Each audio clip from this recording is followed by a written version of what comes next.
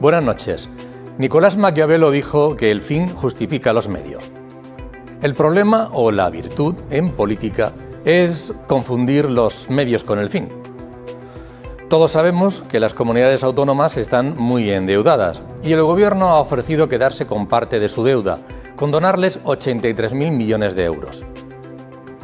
El fin es rebajarles a todas la deuda, ya que lo ha pedido Cataluña, y que todas se beneficien, es decir, el fin es mejorar las cuentas de todas las autonomías y el medio la capacidad de Cataluña para exigirlo. ¿O el fin es mantenerse en el gobierno del país y el medio seguir cediendo a los acuerdos bilaterales con los independentistas catalanes, dándoles apariencia de que es por el bien común? Lo de la quita, si se hiciera de manera justa, estaría bien, pero el verdadero asunto pendiente es modificar el muy dañino sistema de financiación autonómica, que desde 2009 ni los unos ni los otros lo han reformado. Bienvenidos.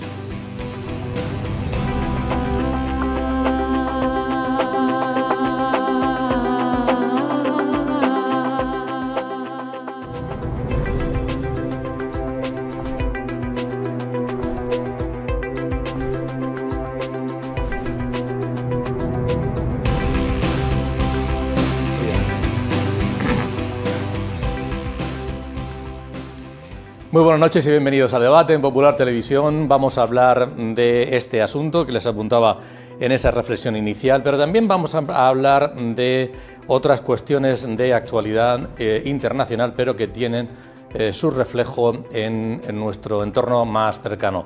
Lo vamos a hacer con Francisco Javier López, politólogo. Bienvenido, Francisco Javier. ¿Qué tal? Un buenas placer. Noches. Que ahora sí está físicamente aquí. La última vez lo hizo por videollamada. No, la semana pasada estuve aquí. Estuviste aquí.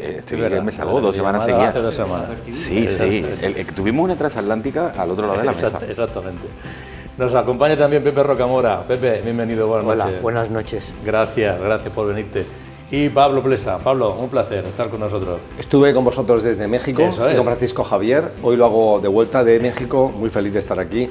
Encantado de debatir temas tan interesantes como los que tienes en tu guión de hoy. Muy bien. Vamos a hablar de la quita, que no es la vecina del pueblo, pero es ese endeudamiento que se pretende reducir por parte del gobierno y que ha generado un conflicto importante llenando todos los periódicos, todos los medios de comunicación.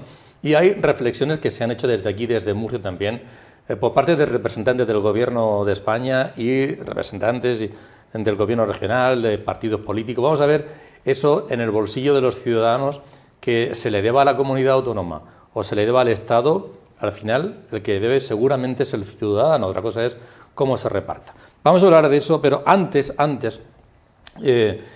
yo lo que quiero proponerle a los invitados es hablar de ese conflicto que hace año y medio decíamos que igual podía ser muy corto, la guerra en suelo ucraniano, la invasión por parte de Rusia, que podía ser corto, que si no y demás, y ahora acaba de llegar Donald Trump al gobierno de Estados Unidos y hay no sé si les parece a los invitados, Pepe, una sorprendente rapidez en el entendimiento entre Estados Unidos y Rusia para llegar a un posible acuerdo de paz.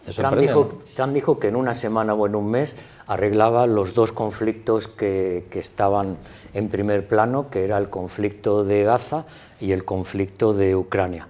Para lo de Gaza parece que haya leído a Asterix y ha buscado una solución como... Hay un álbum de Asterix que es La residencia de los dioses. Como César no podía someter a la aldea gala porque tenían la poción mágica, ¿qué es lo que pensó? Pues voy a crear una especie de resort, de centro turístico para contaminar a los galos con la decadencia de los ciudadanos romanos. Y fue lo que hizo.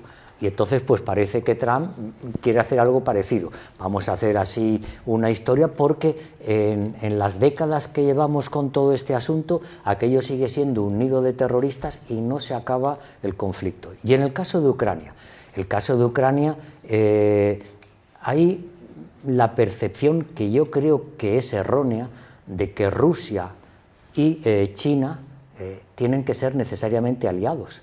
Vamos a ver, desde el siglo XVII, Rusia y las distintas dinastías chinas, o sea, los emperadores rusos, en el siglo pasado, en el año 29, ya con Stalin, pues se peleó con la China nacionalista del Kuomintang.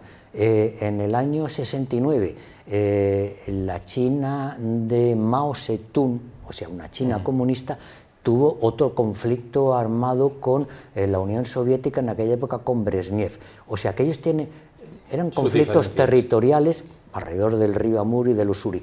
Pero los conflictos territoriales son algo más que todo eso. ¿Y qué es lo que se puede ver detrás de todo esto? Si es verdad, porque yo creo que estamos asistiendo en tiempo presente a lo que puede ser un cambio de ciclo de todo tipo, estamos asistiendo, digamos, a que Trump se plantea.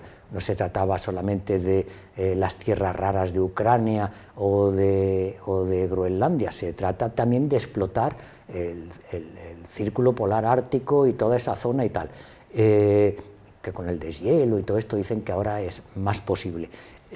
Rusia, que ha demostrado en este conflicto que no tiene capacidad para doblegar a Ucrania, ya no es la potencia que era, aunque es la primera potencia en ojivas nucleares, pero no tiene ni un solo portaaviones, pero sí que tiene la mayor flota de rompehielos del mundo y la mayor experiencia. Y eso es muy importante para explotar todos los recursos que pueda haber ahí. Y ahí puede haber una alianza táctica entre los intereses de Estados Unidos y los intereses de Rusia frente a China. Con lo cual yo no daría por sentado que Rusia y China tienen que ser necesariamente amigos. Tácticamente lo han sido, pero en el futuro no tienen por qué serlo. Pablo, dice Pepe que estamos ante seguramente un cambio de paradigma.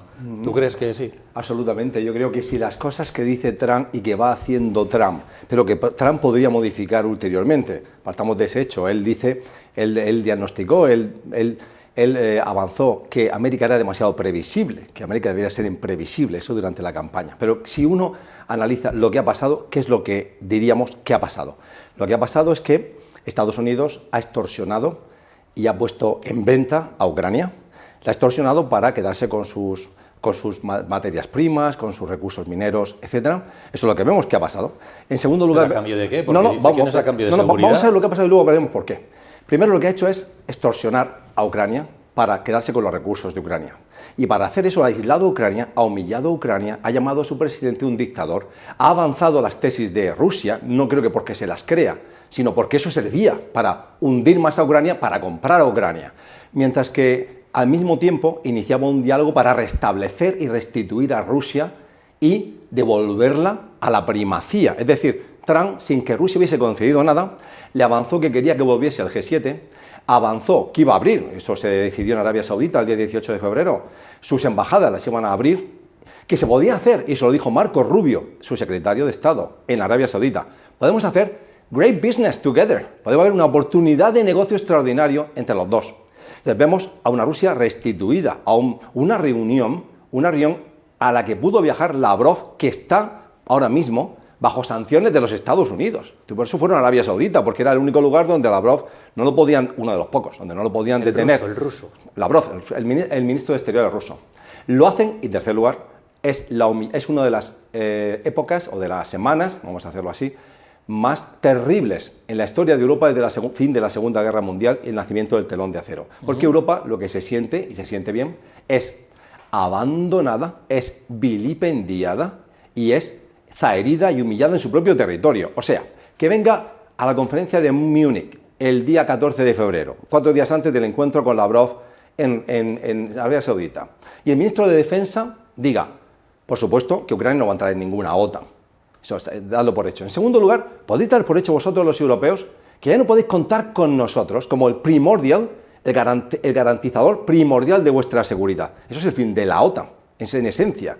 La OTAN funciona porque tienes la certeza de que los americanos están y van a venir a defenderte. Con lo cual, eso se carga de base la filosofía y el artículo 5 de la OTAN. ¿Es una realidad o es un señuelo? Es que he dicho, entiende lo que he dicho al principio. He dicho, si América va serio, está haciendo lo que está diciendo y está haciendo, y no cambia mañana de paradigma, Y ahora voy a ir a un pequeño inciso ahí.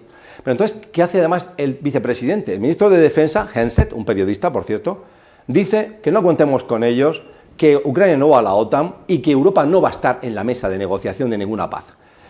Luego llega el ministro el vicepresidente, J.D. Vance, Conferencia de Seguridad de Múnich. No menciona a Ucrania, no menciona a Rusia y dice que Europa es decadente y que en Europa no hay democracia. Y de paso, en los pasillos de la cumbre, se reúne con la líder, la señora Biden, de Alternativa por Alemania, partido nazi, que emana directamente de las bases nazis. Y no menciona a Ucrania, y no menciona, una humillación completa a los alemanes, a los europeos, un discurso sobre seguridad que no menciona ni a Rusia, dice, no me preocupa Rusia, tanto como vuestra decadencia. O sea, todo esto sumado, y ahora doy un paso más. Esto es lo que dicen, que es lo que yo creo que es la estrategia. La estrategia que solo Trump puede realmente concebir en su cerebro. Uno, dejemos a Ucrania sola, abandonada, vilipendiada. Tiremos el gobierno para abajo a este tío, a este señor. Vamos a echarlo, que venga gente nueva. Vamos, fijaos, cuando llega, mientras van a ir de camino a Arabia Saudita, llega el enviado especial, Steve Bassett, ministro de Comercio de Trump, con la firma, con el documento de las tierras raras y de los minerales. Tiene su minuto para firmarlo. Eso es la primera vez. Hubo otra ocasión donde dijo, tiene 1 hora para firmarlo. Si no, os dejamos tirados. Y entonces Putin va a ir comiendo terreno. Si Donald Trump, ¿qué es lo que dijo Trump? Señor Zelensky, dése prisa, que se queda sin país. Firme rápido, que se queda sin país. Es que es increíble. Entonces, ¿qué es lo que creo? Que una vez que mañana, el sábado, Zelensky va a firmar ese acuerdo, es un acuerdo muy interesante porque es un acuerdo en 2 fases. Primero es conceptual puramente. No hay nada clarificado sobre el gobierno de ese FAN que van a crear común, que no se parece a nada, no se parece en nada a lo que Trump pedía, un cheque de 500.000 millones. No se parece en nada. Entonces, puede que una vez que firman y definen en la segunda parte de ese acuerdo los detalles de exactamente en qué consiste ese fondo de inversión común de los 2 países, puede que entonces Trump, ahora que está el primer ministro británico, que ha estado antes Macron allí, diga, pues mire, señores rusos, vamos a darle garantías de seguridad a los ucranianos, porque ahí van a estar mis empresas sacando materiales y sacando dinero, y claro, no voy a dejar que invadáis el país. Y voy a permitir que los europeos carguen con el peso financiero impresionante de introducir tropas para defender un alto el fuego de una posible paz que se pudiese negociar. Eso sería una victoria para Ucrania. En cualquier caso, Javier, sí queda la impresión de que Europa, que a mí me dio la impresión de que quedó ninguneada, pero en cierto modo sí que ha reaccionado, tirando del carro Reino Unido y Francia. Se ha dicho que se le van a aportar 3.500 millones de euros más a Ucrania y que, por cierto, 1.000 millones de España. Que además que nos sobra el dinero.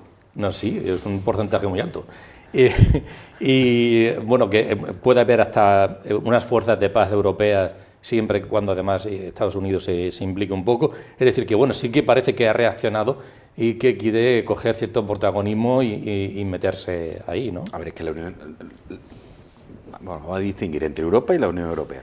Porque, de hecho, tú mismo lo acabas de decir, el primer ministro británico, correcto, que ya no está en la Unión Europea. Es decir, los británicos siempre son, ahora vuelven a ser unos outsiders que quieren jugar de árbitros entre americanos y Unión Europea, y después la Unión Europea se está redefiniendo ahora también.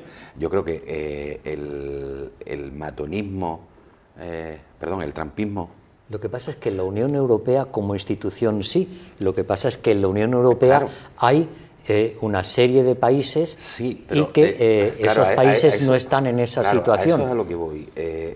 Cuando hablo de redefinición de la Unión Europea o del interior de la Unión Europea, de los equilibrios que hay. Ya vimos la semana pasada como Giorgia Meloni, la primera ministra italiana, que en principio debería ser, digamos, de los gobiernos más proclives a Trump, incluso delante del propio Trump, le marcó pero le marcó, Europa es Europa y nuestros asuntos son nuestros, que yo creo que ella, en el momento que también se está separando un poco de los tipos tipo Orbán y compañía, quiere optar por una senda más europeísta, porque dentro de todo, esta señora, por muy nacionalista que sea, no es tonta y sabe que Italia es Italia, gracias también a la Unión Europea. Igual que aquí en España estamos con el nivel económico que podrá ser mejor o peor, pero si estuviésemos fuera de la Unión Europea o no hubiésemos entrado nunca en la Unión Europea, pues no tendríamos el nivel de vida que tenemos actualmente. Con lo cual estamos redefiniendo todas esas piezas. Pero es que no me acuerdo si fue anoche o esta mañana, leí que China está acercando posturas con la Unión Europea, está viendo que se le puede cerrar el mercado americano, por otro lado ve esos acercamientos entre Estados Unidos y Rusia para cuestiones como las que tú comentabas y demás, y China necesita su mercado también, y qué mejor mercado que con la de coches eléctricos que están produciendo y que no saben dónde meterlos, que Europa. Y más si por ejemplo, los aranceles un 25%. Claro, efectivamente, con lo cual al final lo que estamos viendo es una total redefinición. Y no obstante, tal y como dice Pablo también, de Trump hay que creerse, como dice el refrán, de la misa a la mitad. Él empieza a decir y después es el típico matón de colegio que amenaza para conseguir... claro, vamos a ver, él quiere algo. Y el bravucón que te va amenazando, que al final no te quiere coger la bolsa entera de gominolas, él quiere 2 gominolas, pero él te amenaza con que te voy a pegar y te voy a quitar la bolsa entera de gominolas y te voy a dejar sin amigos. Eso es interesante. En cualquier caso, Pepe, el problema, bueno, todas las guerras son indeseables, pero yo me he planteado más de una vez, ¿cuándo se termina una guerra como esta? La guerra entre quién gana y quién pierde. Yo creo ¿Cuándo se dice, mira, esto sería un final justo que se podría... Hombre, yo no querría remontarme a Taras Bulba, la película con Tony Curtis y todo esto que cuenta el origen de buena parte de todo esto. Vamos a ver, pero yo sí que creo que hay que ver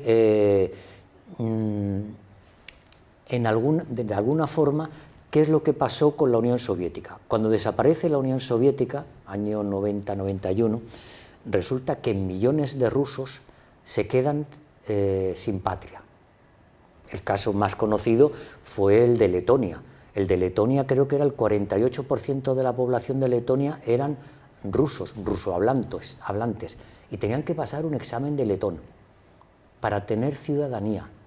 Y de la noche a la mañana se convirtieron en apátridas, sin patria. Lo que pasó en Letonia pasó en otros sitios. Quiero decir, es verdad que en Kazajstán y todos estos sitios, pues la integración fue relativamente fácil. En la cuenca esta del Donetsk, estamos hablando de una región fronteriza con Ucrania, pero que en el fondo la mayoría de la población era rusohablante. Crimea, se está hablando de Crimea. Vamos a ver, muere en el 53 Stalin. En el 54 se está diciendo en Occidente que Malenkov es el que está mandando en la Unión Soviética, pero no. Resulta que el que estaba mandando ya era Khrushchev, y Khrushchev había nacido en Kursk, Crimea, y entonces fue él quien decidió, Crimea deja de ser rusa y de la noche a la mañana pasa a ser ucraniana. O sea que estamos hablando y Crimea es todo un símbolo para Rusia.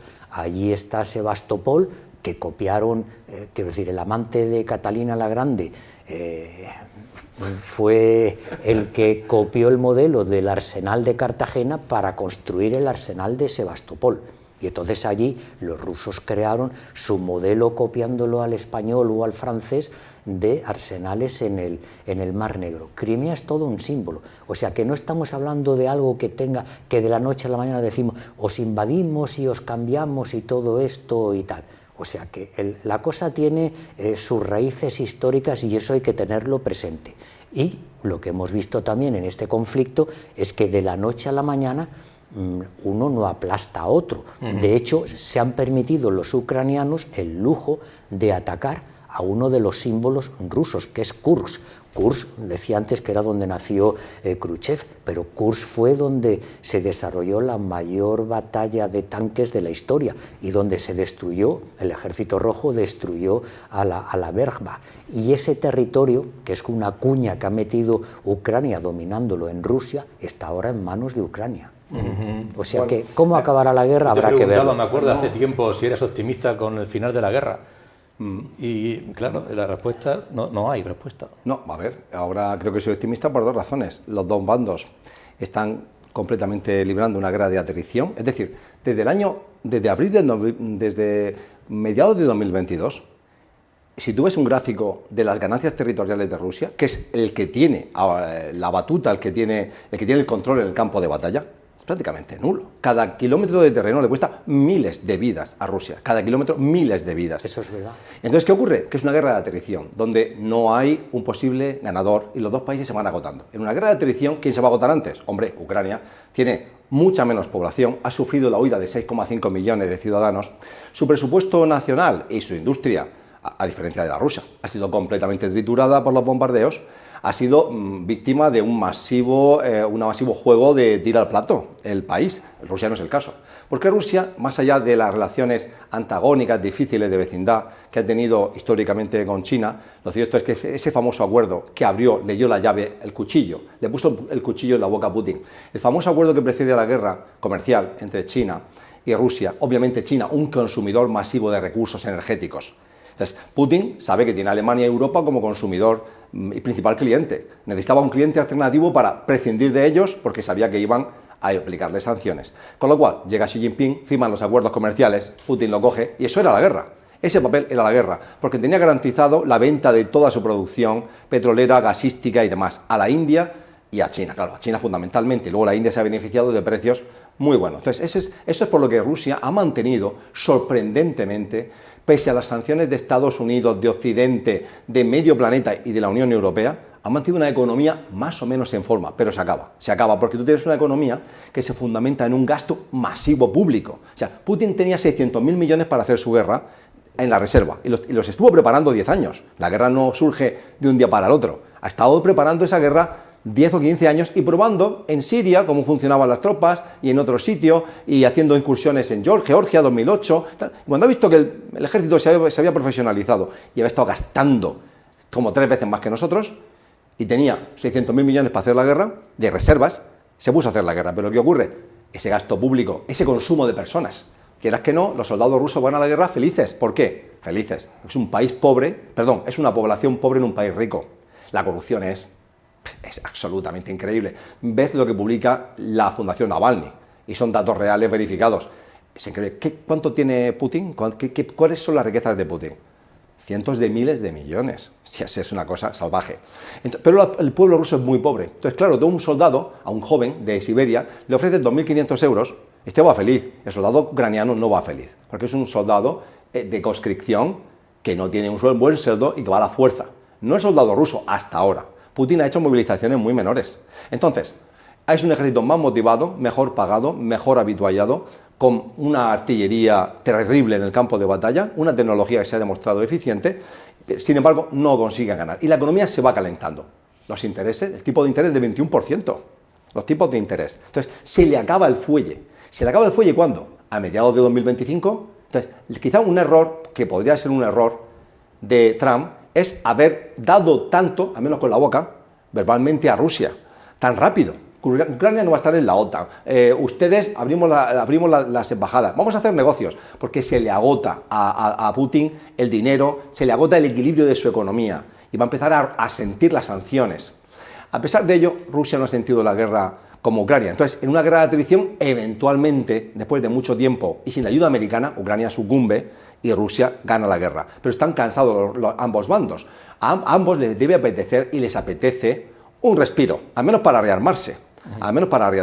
Y en ese sentido, la paz va a venir, va a haber un alto el fuego. Lo que no se sabe es si va a ser una paz definitiva o no, porque déjame que diga esto último.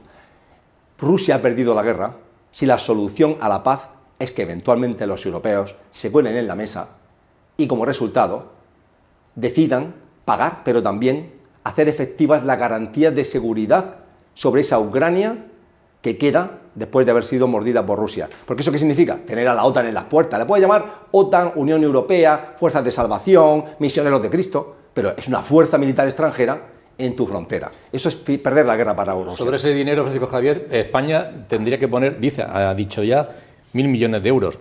Y tiene que seguir incrementando los fondos para defensa. ¿Crees tú que habrá conflicto interno en el gobierno? Porque, claro, el Partido Socialista seguramente estará por la labor de crecer, no sé si hasta ese 2% del PIB, pero los socios del gobierno igual no están por esa labor. ¿Puede ser un motivo de conflicto? Bueno, eso coge después el presidente de gobierno y condona la deuda que tengamos con la OTAN o lo que sea y ya está, tampoco es problema.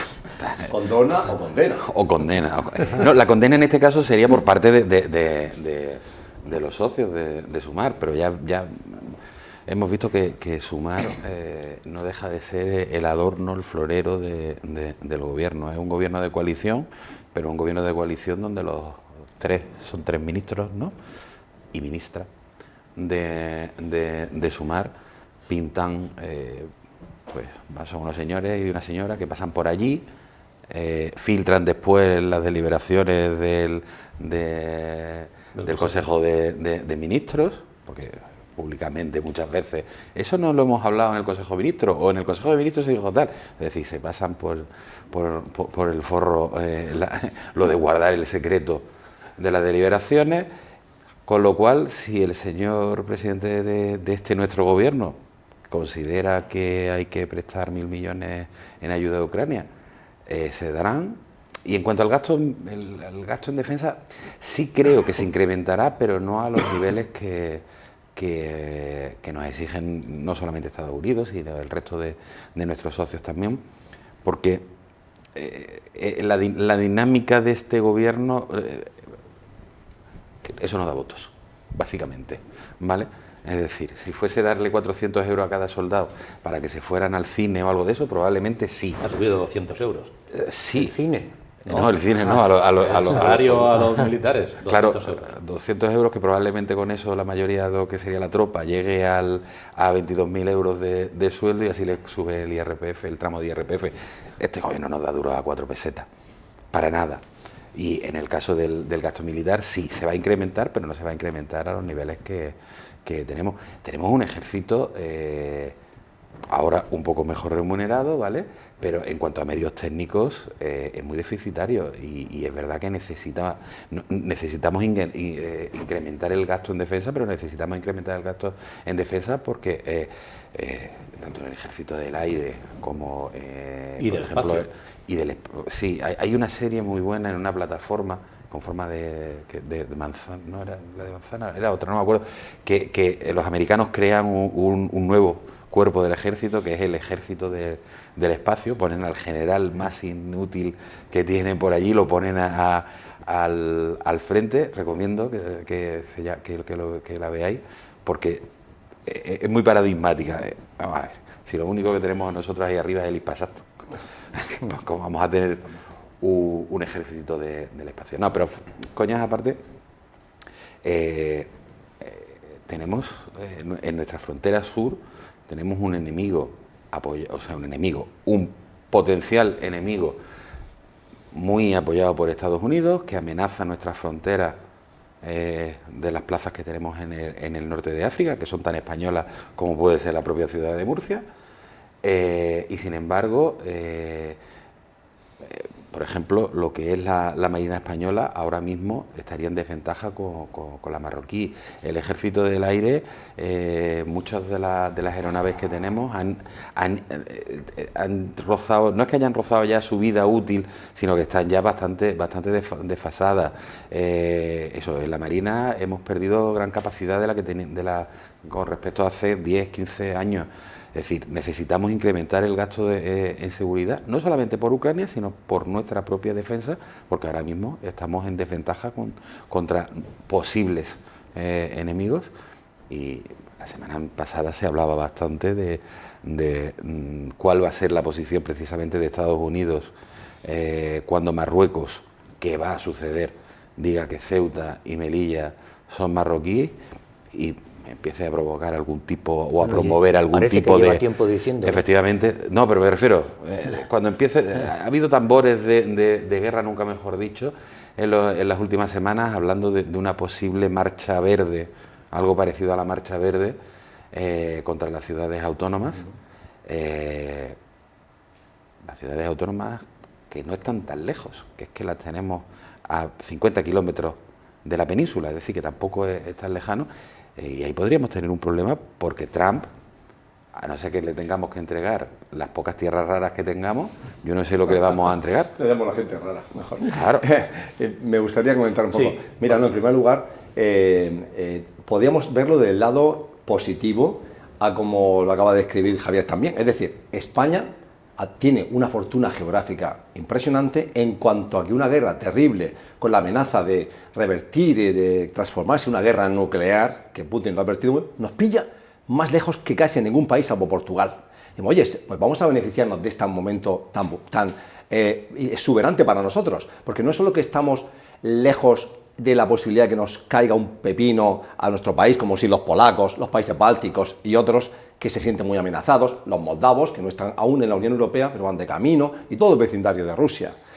Nosotros estamos confortablemente en un lugar muy alejado, a 5.000 kilómetros, y además eso significa que muchos suministros que tienen que partir de Europa, de los energéticos a otros, encuentran en el istmo que es España un puerto seguro donde arribar. No van a llegar por cercanamente a la zona de conflicto. Al mismo tiempo, España tiene su ejército y sus fuerzas armadas unos enormes déficits, porque es cierto que si empezamos por Mariano Rajoy, como lo recordaba la ministra de Defensa recientemente en el Parlamento, con Rajoy se gastaba el 0,9% del PIB en defensa. Ahora estamos en el 1,2%. María Dolores de Cospedal, en el primer mandato de Trump, fue a ver al general Mattis, que era su ministro de Defensa, y le prometió, y se comprometió a que España iba a ir incrementando su gasto para alcanzar el 2%. Pero ¿cuál es el problema ahora? Que ahora el 2%, si los Estados Unidos, como baluarte, como defensor, como garantía, con la certeza de que va a venir a ayudarte, que va a venir, no que te va a vender los suministros, te obliga a un gasto del 4, del 5 o del 6 del PIB.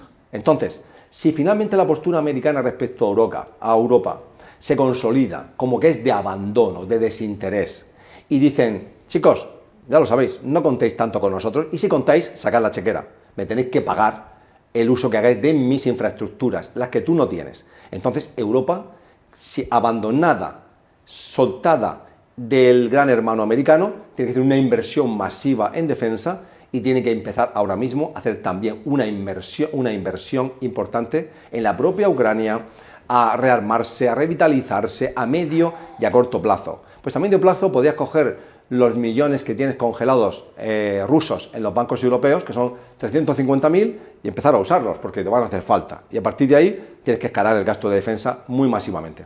Eso es sobre el bolsillo del Estado. Vamos ahora a hablar del bolsillo de los ciudadanos, sobre esa deuda que propone el Gobierno recortar a las comunidades autónomas tan francamente endeudadas, la de Murcia muy endeudada, por ejemplo, y quitarla, porque la asume en parte el Gobierno. Lo vamos a hacer a la vuelta de publicidad en un instante.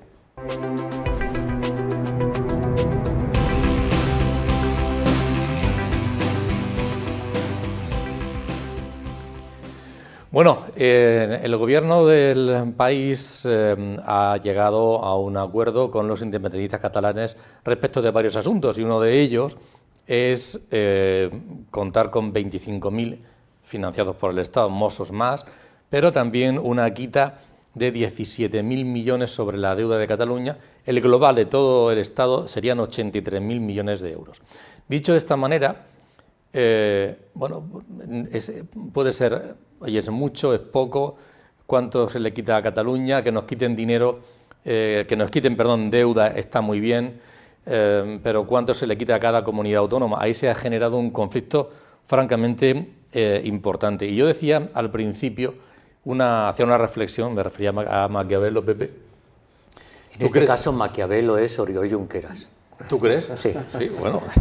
Un delincuente como Oriol Junqueras es Maquiavelo. Bien, entonces la cuestión es, realmente la quita que plantea, bueno, que firma, que está de acuerdo el Estado, beneficia a todas las comunidades autónomas o hay un reparto injusto de esa quita? Vamos a encontrar argumentos de todo tipo de técnicos diciéndonos que esto está muy bien, está muy mal, pues ya veremos, que no sé qué y no sé cuánto.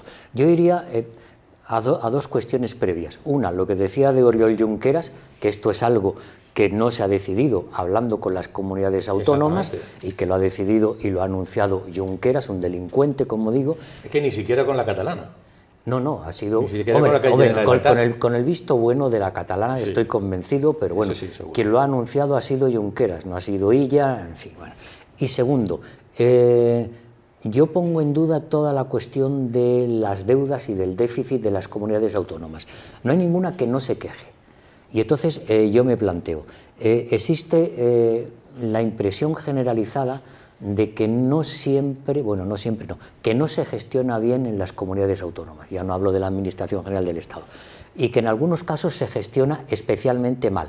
No voy a entrar ya en el detalle de por qué un guardia civil tiene que cobrar menos que un mozo de escuadra, pero es lo que está ocurriendo y todo está saliendo de la misma caja. Entonces, cuando estamos hablando del déficit que tienen todas las comunidades autónomas, lo mismo, hasta ahora no paramos de ir poniendo parches año tras año, gobierno tras gobierno. Lo mismo ha llegado el momento de decir punto y final y que cada palo aguante su vela. Entonces, si hay este déficit, que los ciudadanos sepan que con este gobierno han incurrido en este déficit y que entonces voten a gobiernos que gestionen mejor. Y entonces, cuando digo que gestionen mejor, no digo que cierren hospitales, que cierren colegios, sino que gestionen mejor y que con los impuestos que se pagan, ¿hay alguien que piensa que paga pocos impuestos? Bueno, pues con los impuestos que se pagan, que se gestione mejor y que con eso se evite caer en el déficit en el que estamos. Y entonces, cada comunidad autónoma que aguante su vela, porque no están gestionando todas igual. Así de sencillo. Ha habido tal debate que, bueno, han sido muchas las declaraciones que se han producido. Vamos a escuchar alguna y os pido vuestra opinión. Por ejemplo, en la Asamblea Regional hubo debate y se refirió a ello Fernando López Miras, presidente de la Comunidad Autónoma y del Partido Popular, José Vélez por parte del Partido Socialista o Rubén Martínez Alpañez por parte de Vox. Hubo varias declaraciones. Vamos a escuchar posicionamientos. ¿Sabe qué es lo que supone la condonación de esos más de 3 millones de euros? Poco más de 30 millones de euros al año. O sea, ustedes nos quieren cambiar los más de 1.000 millones de euros que nos está detrayendo su gobierno cada año y los 655 millones de euros de las entregas a cuenta que no se actualizan por poco más de 30 millones de euros porque lo han pactado ustedes con los separatistas catalanes, pero luego el colmo de la desigualdad, el colmo de la discriminación para la región de Murcia.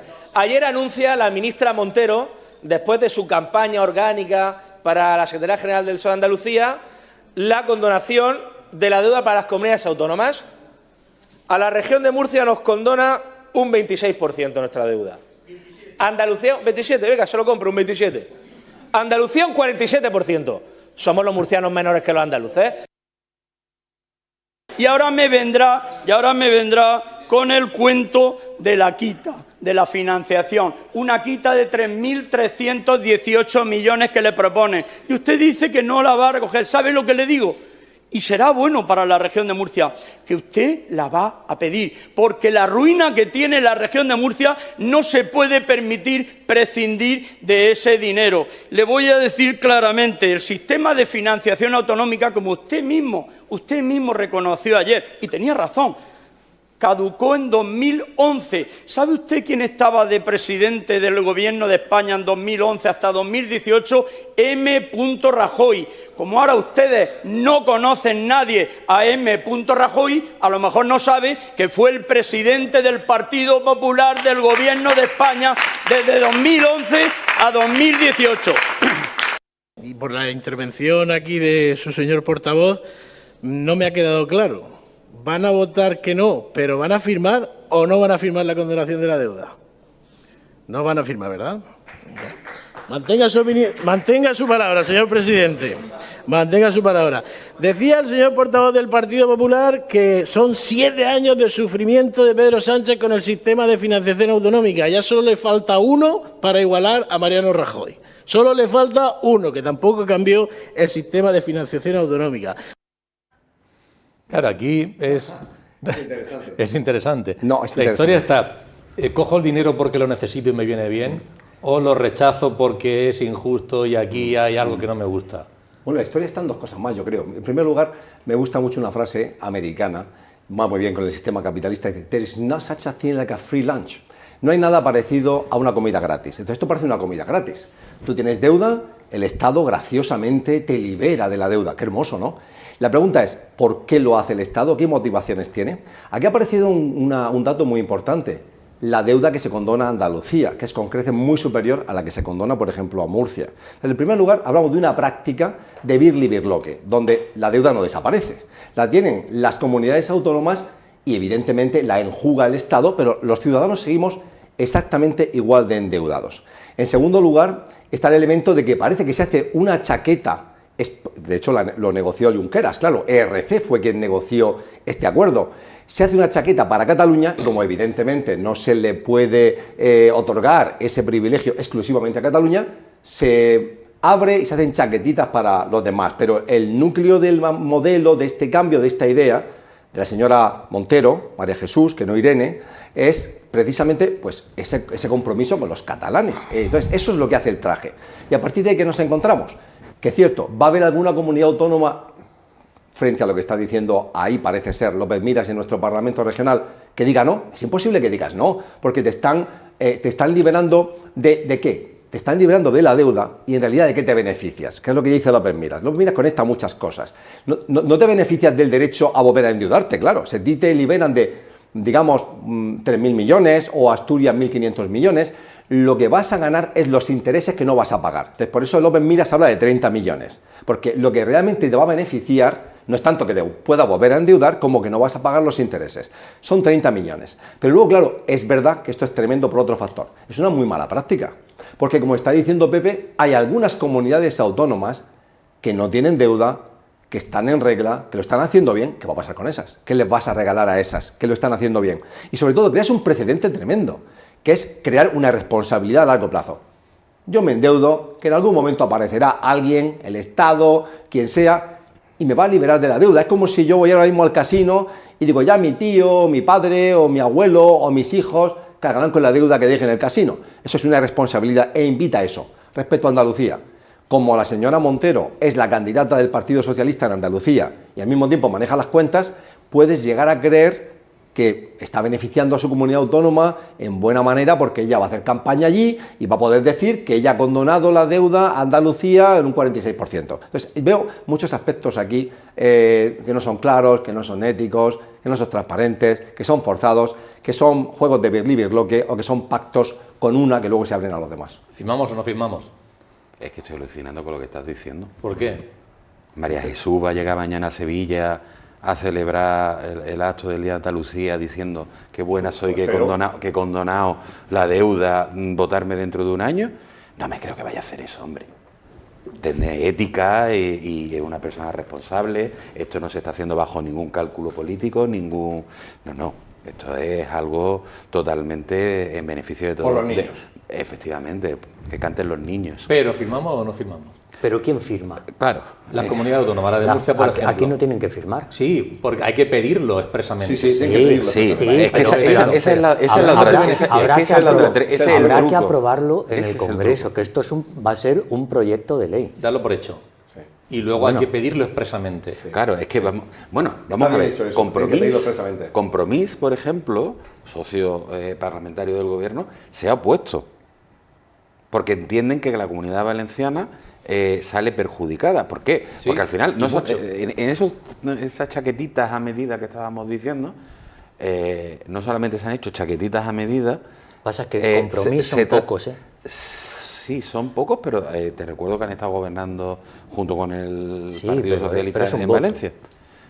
Sí, pero tal y como están los equilibrios de fuerzas, un voto hace Hombre, parece seguro ya que, por ejemplo, al PNV nunca ya lo tiene fidelizado. Entre otras cosas porque no les afecta ni al Claro, País Vasco ni a Navarra. Ni a Navarra. Bueno, el País Vasco ya ha planteado que A ellos les da algo. el sistema Claro. de ellos hay que revisarlo. Claro. Si esto se hace, hay que revisar el sistema Claro. que hay, porque es un sistema foral especial que hubo en ese momento y está dejando de ser especial.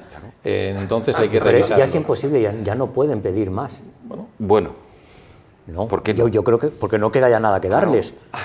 sí. ¿Qué queda? Les damos Pues el se le resto puede del dar a Estado. Navarra, se le puede dar... No, pero bueno, eso es otra Castro cosa. Urdiales para que No veraneen se y ha- ya no se ha- en propio territorio no se ha- vasco. Vamos a ver, si por pedir la virtud...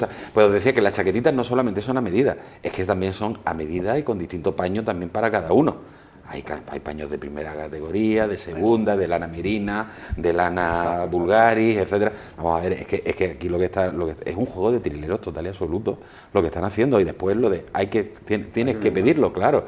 ¿Por qué? Porque lo que están intentando, por otro lado, es una estrategia política de debilitamiento de la figura del líder de la oposición, de Alberto Núñez de Feijóo, de decir, no es usted capaz de mantener a sus varones atados y que todos hagan lo mismo, porque claro, habrá algún presidente autonómico del Partido Popular, que es la mayoría, que son la mayoría, que ante eso esté diciendo, ay, ¿cómo no lo voy a coger? ¿Cómo no lo voy a coger? La solución es sencilla. Sí, la solución puede ser Lo sencilla, único que tienen que hacer es echarlos. Claro, pero ¿y quién coge y quién le pone ese cascabel a ese gato? Pues Feijóo sabrá lo que quiere hacer, pero... Sí, pero... O sea, si no controla a lo suyo... Esa o sea, es la trampa, que ¿Hay están alguien intentando en el hacer. PSOE que se atreva a discutirle a Sánchez? Ya se ha ocupado Sánchez de que no haya nadie en el PSOE que pueda discutirle, porque Pues se ve que todo aquel que ha discutido a Sánchez, y además ha tenido la enorme fortuna de que otros varones autonómicos que tenía el Partido Socialista, que sí eran muy contestatarios con él, por distintas cuestiones desgraciadas, sobre todo por temas de salud, no han podido continuar, me refiero Aragón. a Aragón y Extremadura, con lo cual le han puesto... se lo han puesto en bandeja completamente, y ahora mismo ¿quién tiene? A Paje Eso, como figura contestataria. eso no es una figura Eso no es una figura contestataria, es un señor que sabe moverse muy bien, decir lo que los castellanos manchegos quieren decir y tal. Y en el Partido Popular, obviamente, la mayoría de los varones, por ello firmarían, obviamente, esa quita de la deuda. ¿Quién va a decir, obviamente, que no? Fundamentalmente Isabel Díaz Ayuso, porque Madrid va por un sistema, se está financiando, Madrid y Galicia creo que son, se financian no recurrieron al FLA y tal, con una financiación exterior y demás y tal, con lo cual no les afecta tanto, pero sin embargo este modelo que se propone a esas comunidades que no se han financiado, la deuda no se ha financiado igual que la del resto, sí les va a perjudicar. Entonces, ¿quién va a oponer ese seguro? Isabel Díaz Ayuso es la que se va a oponer totalmente. Pero... En el Consejo de Política Fiscal y Financiera se han retirado los consejeros del Partido Popular. Estaba Luis Alberto Marín, de la región de Murcia, y esta misma mañana, a la vuelta, eso fue ayer, esta mañana explicaba los motivos del por qué hacía estas declaraciones. La convocatoria del Consejo ya carecía de cualquier sustento del minuto uno. ¿Por qué? Porque lo que se nos pretendía era hacernos partícipes de una propuesta de acuerdo de unos temas que ya están absolutamente cerrados con los independentistas catalanes. Es decir, nosotros íbamos de comparsa, íbamos de invitados. Lo que querían era que bendijéramos un acuerdo que ya estaba previamente establecido. Mire, si ya lo ha cerrado usted con los independentistas catalanes, ¿para qué hace que los consejeros de las comunidades autónomas, que tenemos mucho trabajo en nuestro territorio, vayamos a Madrid? Simplemente para que usted pueda hacerse una foto con todos los consejeros. Pues no, mire, cuando usted quiera llamarnos para aspectos sustanciales para la región de Murcia, como es la reforma del sistema de financiación, acudiremos raudos y estaremos hasta el último segundo trabajando junto con usted todo lo que sea necesario por el bien de los murcianos. Tenemos el deshonroso honor de ser la comunidad autónoma peor financiada de toda España. Con mucha diferencia. Un ciudadano de la región de Murcia vale para Sánchez 300 euros menos que la media de cualquier ciudadano de otro territorio. Esto supone, en términos globales, 600 millones de euros, 650 millones de euros menos al año que la media nacional. Pero es que frente a la comunidad autónoma mejor financiada, La brecha son 1.374 millones. Es decir, la comunidad autónoma mejor financiada recibe al año 1.374 millones más que la región de Murcia. ¿Por qué? ¿Es que vale menos un ciudadano de la región de Murcia que un balear, que un cántabro, que un riojano, que un andaluz? Yo creo que no.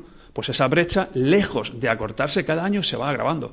Por eso el gobierno del presidente López Miras insiste una y otra vez en que es necesario reformar el sistema precisamente para cerrar esa brecha y al menos igualarnos a la media. Yo creo que es algo bastante razonable. Y esta mañana ha estado también aquí en la región de Murcia la ministra Sara Agresen, que es la de Transición Ecológica y Reto Demográfico. No tiene nada que ver con este asunto, pero los periodistas evidentemente estaban obligados a hacerle la pregunta y muy brevemente ha expresado su postura, que en definitiva es la del gobierno del país. Yo creo que es una actuación por parte del Gobierno no solo responsable, sino responsable con todos los ciudadanos y ciudadanas, porque lo que va a conseguir es que calidad de vida en sanidad, en educación, gracias a esa condonación. Por lo cual lo que espero es responsabilidad y que se lo piensen todas las comunidades autónomas y actúen por el bien de la ciudadanía. Bien. Al final la deuda no desaparece, Pepe. La deuda no desaparece y entonces... Lo que pasa es que hay habrá murcianos o catalanes o valencianos que le deberán más al Estado o menos, pero bueno, ¿y qué pasa? Si el papel lo aguanta todo. Bueno, es que las comunidades no deben al Estado, le debo yo. Sí, el ciudadano. Y vosotros, o sea que eso es... Vamos a ver, y yo creo que cuando decía yo lo de que hay que decir hasta aquí hemos llegado, pues habría que planteárselo. Si resulta que me están ustedes dando, porque las competencias no son Santa Rita, lo que se da no se quita. Entonces, si yo resulta que me están dando tantos cientos de euros menos por ciudadano, lo mismo me tengo que plantear en decirle a la Administración Central, oiga, le devuelvo a usted las competencias en esto, en lo otro y en lo demás allá. Y dígame cuándo quiere recibirlas, que le doy las llaves y se queda usted las competencias y las gestiona. Y se acaba teóricamente el déficit, porque en el momento en que lo tenga que administrar la Administración General del Estado, se supone que no voy a incurrir en déficit. Así de sencillo. Y entonces se acaba el problema. Es una solución muy... Imposible. Aquí ya tuvimos una competencia que fue como... un quiero y no puedo, la de justicia, que fue cuando te iban a entregar las llaves del coche y que no las quiero, con lo cual, porque fue justo en ese momento. A ver, la devolución de competencias, pues podría ser. Es que esto no es Santa Rita, o sea, que yo sepa no está escrito en ningún sitio. No, es una delegación de competencias, es decir, que no se pueden devolver. Claro, pues las competencias en realidad son del Estado y la gestión está delegada en las comunidades autónomas. Pero va contra una máxima de lo que es cualquier órgano de gestión que siempre quiere más. Cualquier órgano de gestión, cualquier unidad administrativa siempre quiere más, quiere devorar competencias, quiere devorar dinero, quiere tener más atribuciones. Es la naturaleza de cualquier órgano administrativo. Del ciudadano. Es la naturaleza de cualquier servicio administrativo. Entonces, ahora, claro, tienen las comunidades autónomas la responsabilidad de servicios sociales, la sanidad y la educación, que con creces lo más caro en un estado de bienestar. Y en ese sentido, pues evidentemente, en el caso de Murcia, si está tan mal financiada, pues va generando un déficit que llega a ser crónico, que llega a ser insoportable, que llega a generar unos intereses horrendos y al final, pues inevitablemente, aunque el gobierno, eso es importante, también divide y vencerás, entre comillas, ha querido separar esta quita como algo puntual, y tan puntual, porque se ha hecho para satisfacer a ERC y el pacto con ERC en aquel momento con los secesionistas catalanes. Y luego está este asunto tan tortuoso que, como todos han repetido, Rajoy y los gobiernos del Partido Popular lo demoraron, una vez que expiró el modelo de financiación, lo demoraron 8 años. Y el Partido Socialista lo lleva demorando, como se ha señalado, 7 años ya. Pronto van a empatar, como ha dicho Rubén, y nadie quiere ponerles cascabel al gato. Pero eso va a ser demorar el problema, porque cambiamos el modelo de financiación y entonces resulta que nivelamos Murcia con otras comunidades o no sé qué, lo cual no te garantiza que no va a seguir ocurriendo un escenario de déficit de distintas comunidades autónomas y ahí no solventamos el problema, porque dentro de 4 años podemos encontrarnos otra vez con el mismo problema, de que se haya acumulado otra vez una bolsa de déficit de las distintas autonomías. Porque eso tiene que ver con cómo las comunidades autónomas, que tú lo has dicho antes en tu intervención, gestionan. Hay unas que gestionarán bien y otras mal, pero evidentemente lo que está pidiendo López Miras y pide Valencia y pide Andalucía y piden otros cuya población ha crecido mucho, a diferencia de las de otras comunidades autónomas, es, mire usted, es que por ciudadano yo recibo 300 euros, ese recibe 500 o 600 o 800.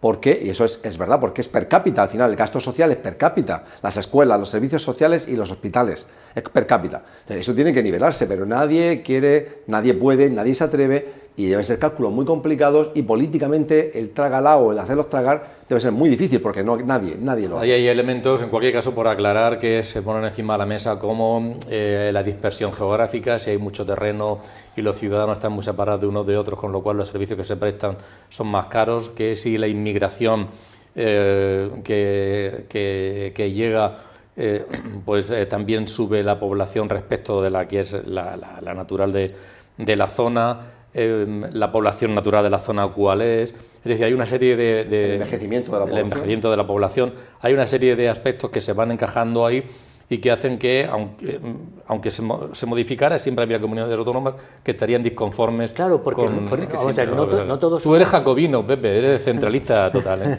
No, vamos a ver, que yo no he nacido en Madrid ni en Murcia. No, pero digo en cuanto al sistema... Ah, bueno, no, es que me dices que... pero que no. No quiero ser centralista, lo que digo es que... En cuanto al sistema de financiación de los servicios. Vamos a ver, en el caso, por ejemplo, de la gestión de un servicio como es el de la educación.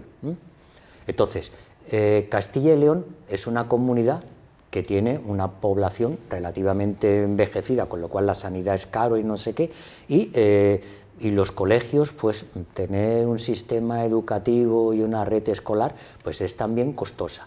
Y cada año en los informes PISA, quien mejor queda de España es prácticamente Castilla y León. Así es. Y en cambio hay sitios con la población más concentrada, no quiero poner nombres, que quedan muy mal.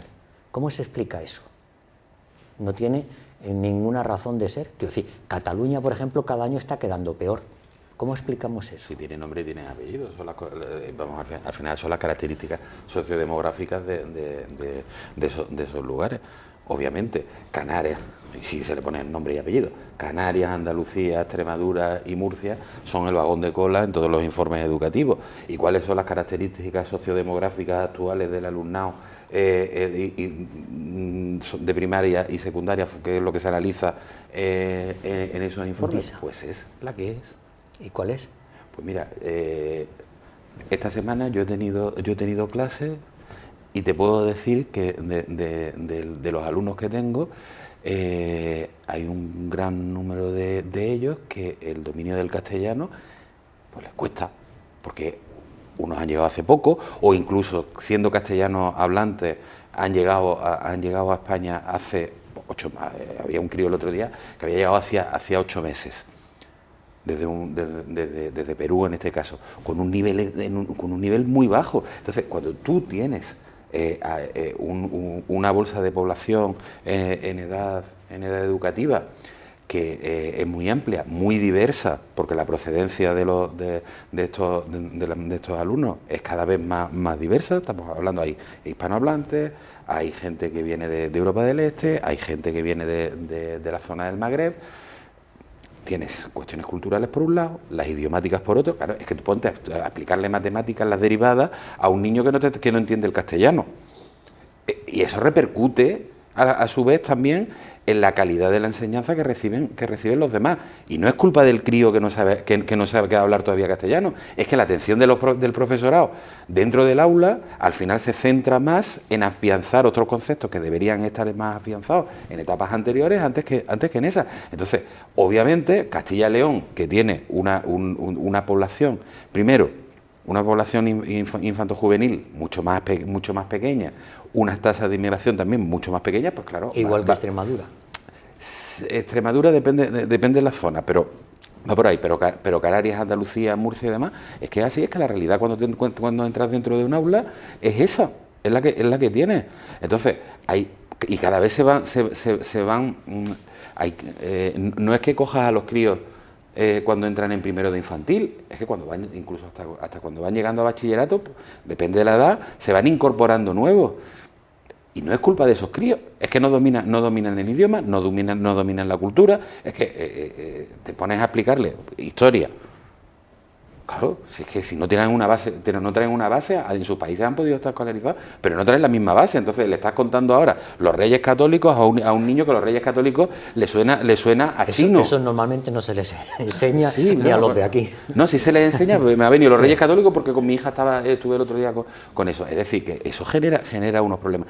Entonces, la educación, claro que necesita mayor inversión, porque es que tenemos que atender a una población que es muy diversa, muy distinta y que no tiene nada que ver con cuando nosotros estábamos vamos a ver dónde sacamos el dinero. Si más dinero para sanidad, más dinero para educación, más dinero para defensa... Lo que necesitamos en este país, por ejemplo, en educación, es también dejar de marear al alumnado y al profesorado con 14 leyes en 40 años de educación, con 40 currículum educativos, con 17 currículum educativos también en función de cada comunidad autónoma.